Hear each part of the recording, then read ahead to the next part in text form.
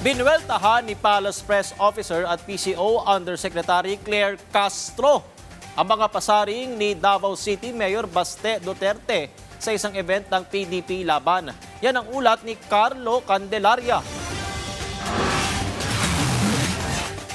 Isa-isang sinagot ni Palace Press Officer Undersecretary Claire Castro ang mga naging pahayag ni Davao City Mayor Baste Duterte sa isang pagtitipon ng PDP Laban.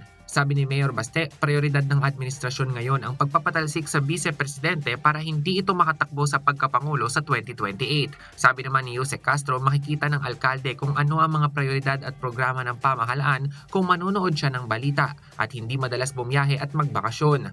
Binanggit niya rin ang mga naging pagbaha sa Davao.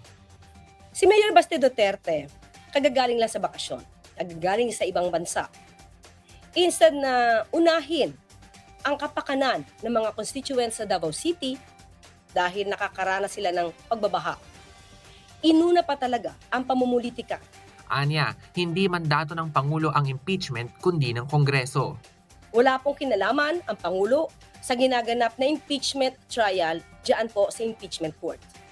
Kung talagang ninanais nila na siya ang maging Pangulo matapos ang termino ni Pangulo Marcos Jr., mas magandang malinis niya ang kanyang pangalan, ang kanyang reputasyon.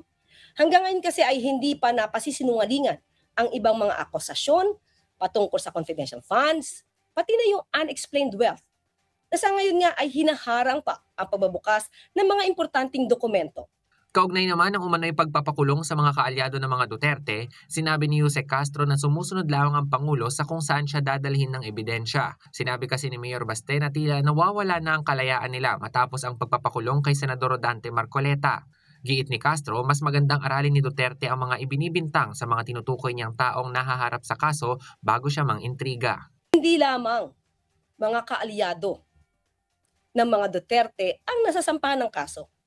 Nauna na nga po ay kaalyado ni Pangulo Marcos Jr. Kung walang ginagawang krimen o labag sa batas, di naman kailangan matakot. Dahil ebidensya ang siyang magiging basihan kung sila ay makakasuhan o hindi. So sana ito ay maliwanag kay Mayor Baste Duterte. Bumuelta rin si Castro sa pahayag ni Mayor Baste na gumagalaw na tila isang sindikato si Pangulong Marcos Jr. matapos ang pagpapadala sa amang si dating Pangulong Rodrigo Duterte sa ICC sa The Hague.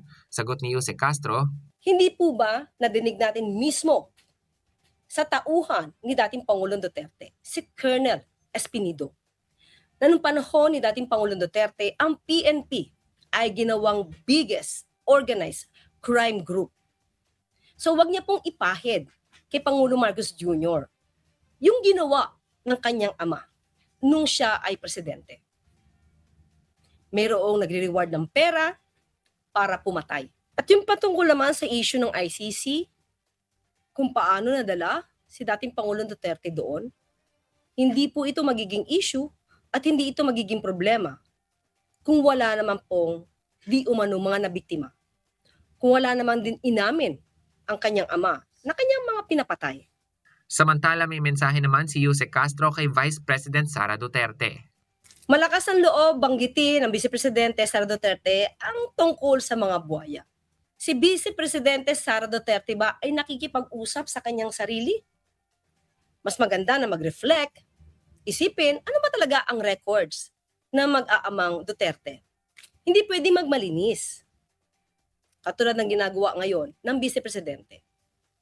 Dahil siya mismo ngayon ay nililitis, may usapin patungkol sa mga paglulustay di umano ng pondo ng bayan.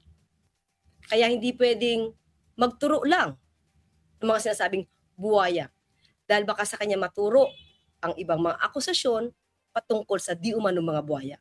Carlo Candelaria para sa Bayan.